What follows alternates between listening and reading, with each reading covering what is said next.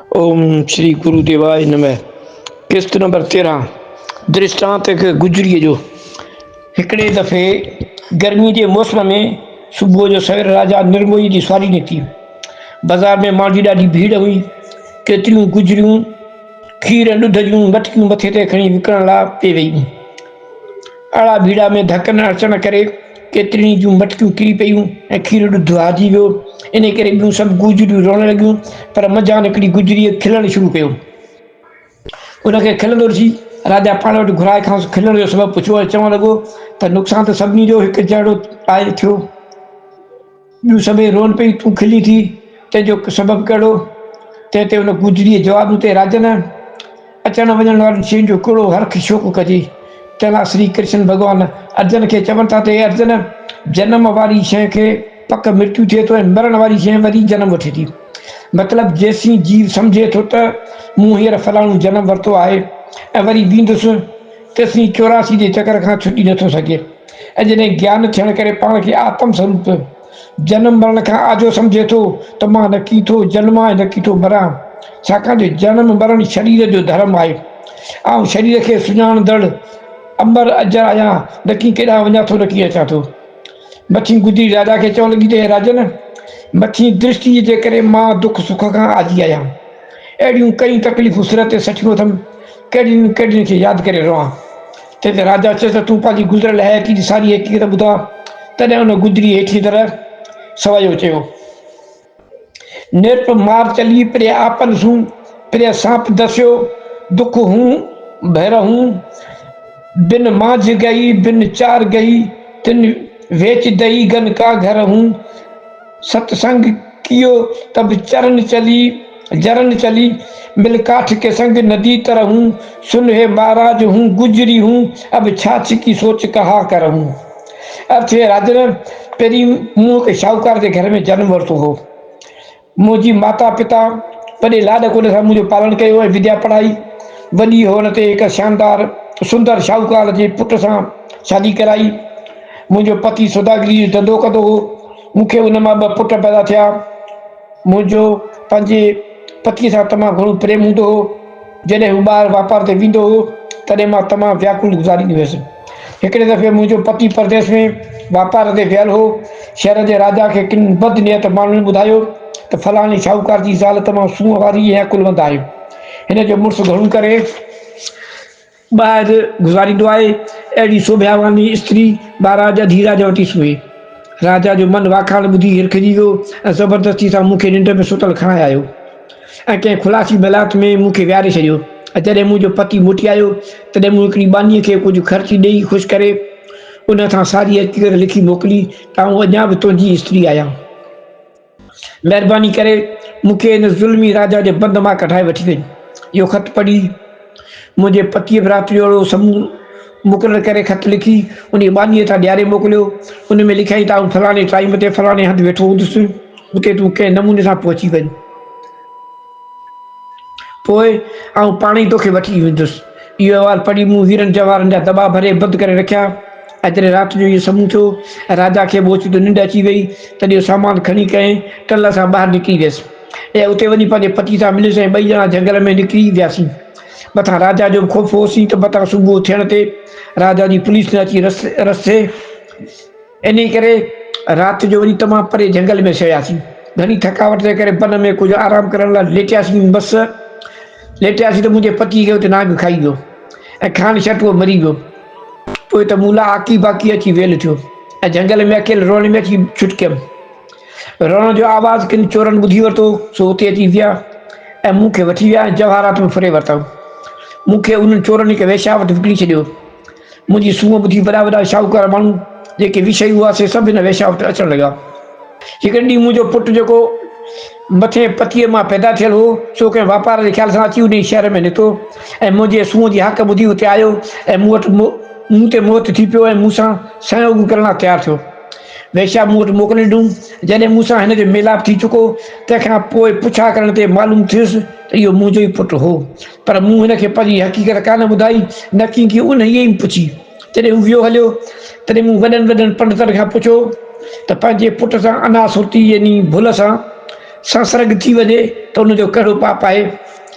तॾहिं उन जवाबु त पिपर जे काठिन सां जीअरे वास्ते जली वञे त उनजा पाप लहनि था। ॿी हालत में ही महा उग्र पाप कोन लहंदो। तॾहिं मूं किन माण्हुनि खे पैसा ॾेई पिपर जे वण जूं काठियूं घुराए नदीअ जे किनारे खणी चिता ठाही, तंहिंमें वेही रहियसि।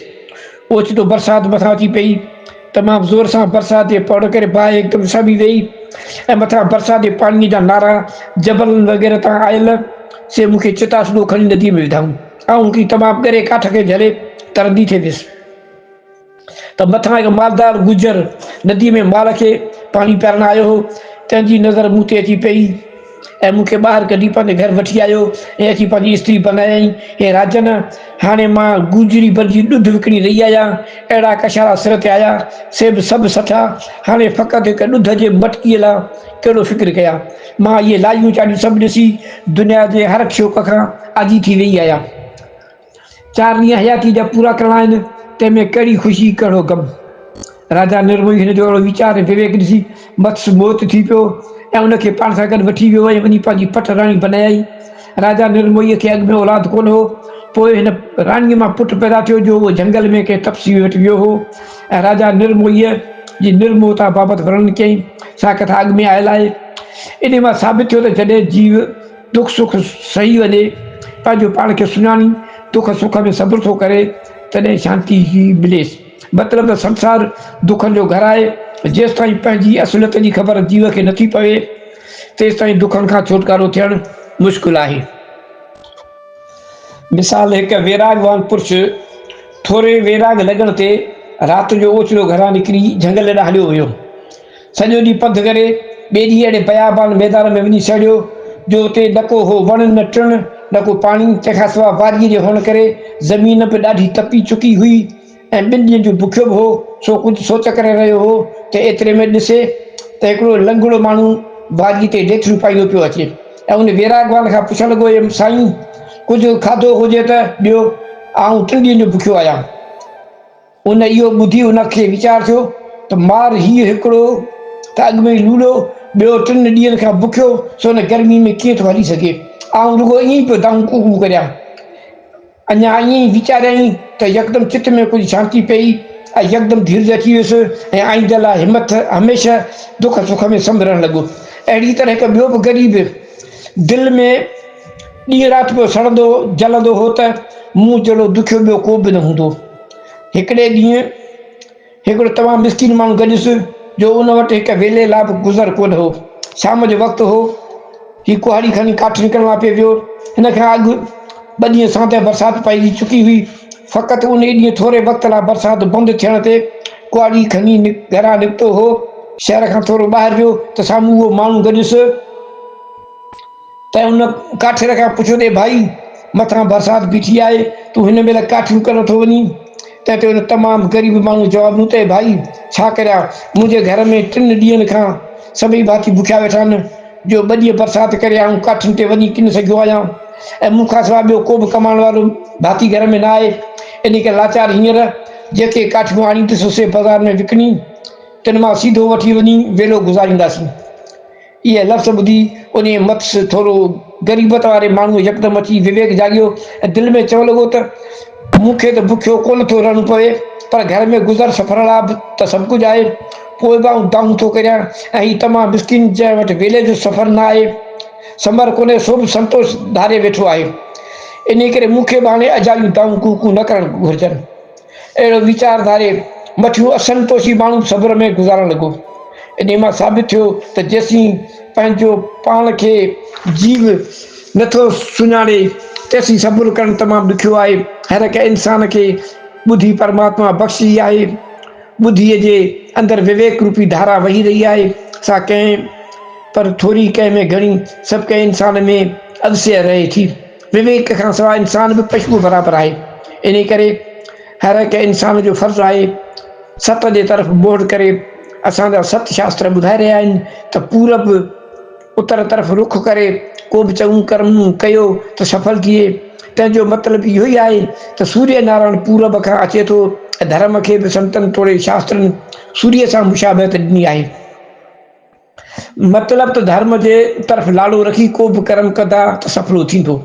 हाणे धर्म जे अंदरि असंख्य ॻाल्हियूं ॾिनियूं आहिनि, पर ख़ासि धर्म जा 10 लक्षण शास्त्र में चूंडे मुख्य ठहिराया आहिनि ऐं संतनि पहिरीं फ़क़ति दया जो अंग खे ई दोहिरायो आहे, ॿियूं ॻाल्हियूं सभु दया खां पोइ ॼाणायूं आहिनि।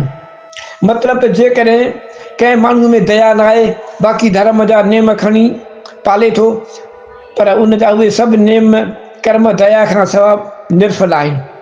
छाकाणि जो दया धर्म जी पाड़ आहे ऐं पाड़ खां सवाइ जीअं वण जो साओ थियणु मुश्किल आहे, कंहिं वण जे पाड़ वढे छॾियो ऐं पोइ खणी उनखे केतिरो ई पाणी ॾिजे पर उहो हरगिज़ साओ न थींदो। खणी थोरे वक़्त लाइ टारिन ऐं पन में अॻियां रस हुअण करे साओ ॾिसण में अचे, पर आख़िर त उनजो विनाश ई चइबो। अहिड़ी तरह धर्म रूपी वृक्ष में दया पाड़ आहे। श्लोक। दया बेहूणी पृथ्वी भाव बेहूणा देश, जहाँ भक्ति नहीं भगवंत की ता क्यों करिए परवेश। दया ने जिनके दिल में और कहा वे साध, उनका मुख देखिया लागे बहु अपराध। दया धर्म का मूल है पाप मूल अभिमान, तुलसी दया न छोड़िए जब लग घट में प्राण। अहिड़ीअ तरह हर हिकु इंसान खे पंहिंजी असुलियत जी सुध हासिल करण लाइ पंहिंजे धर्म जी सुञाणप जी ॾाढी ज़रूरत आहे ऐं धर्म जो मूल आहे दया। सो हर कंहिं इंसान जो फ़र्ज़ु आहे त हर हिकु कमु करण वक़्तु दया खे अॻियां हाज़िर रखी कमु करे।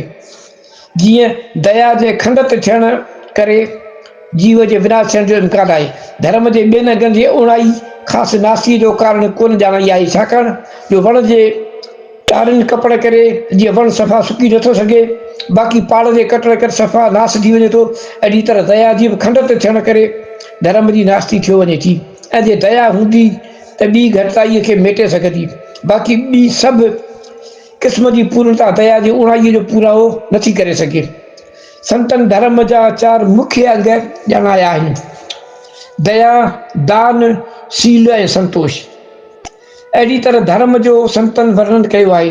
जेको इंसान पंहिंजे धर्म खां पासीरो फिरे थो सो महा विपत्तीअ में पइजी वञे थो। असांजे सतवादियुनि धर्म जे लिखिया लाइ कहिड़ा कहिड़ा कशाला सठा आहिनि ऐं केतिरनि सतवादी राजाउनि पंहिंजा राजपाठ धन दौलत सभु धर्म जे लाइ तुच्छ करे सम्झी उनखे छॾे ॾिनो आहे, बल्कि पंहिंजी जान ॾियण या इज़त ऐं बेइज़ती जो को बि ख़्यालु न करे फ़क़ति धर्म खे ई क़ाइमु रखियो आहे। छाकाणि जो उन्हनि सम्झो थे त दया जा पदार्थ सभु दुनिया जा पदार्थ सभु नासवार आहिनि। उन्हनि जे सुखनि कारण जेकॾहिं धर्म छॾींदासीं त अंत दुखिया थींदासीं।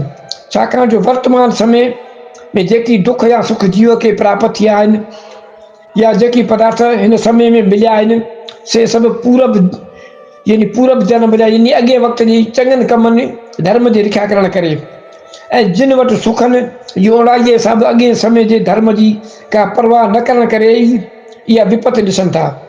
इन करे उन्हनि सतवादियुनि आईंदह खे सुधारण लाइ इहे तकलीफ़ूं ॾाखिड़ा ॾिठा त जेकॾहिं धर्म रहियो त इहा दुनियाई पदार्थ सां जाई आहिनि ऐं जे हिननि जी ॿिनि ॾींहंनि जे सुखनि में भुलिजी धर्म खे छॾींदासीं त इहे पदार्थ हिते जो हिते अखि ॾिसंदे भॼी वेंदा ऐं वरी इन्हनि सुखनि लाइ जन्म जन्म सिकंदासीं। अहिड़ो ख़्यालु धारे उन्हनि सतवादियुनि धर्म ख़ातिर कष्ट सठा, तिन जा नाला अॼु ताईं धर्म जे बल करे सूरज वांगुरु प्रकाश रहिया आहिनि। इती दुखनि जो दारू रूपी शास्त्र अध्याय 2 समाप्त।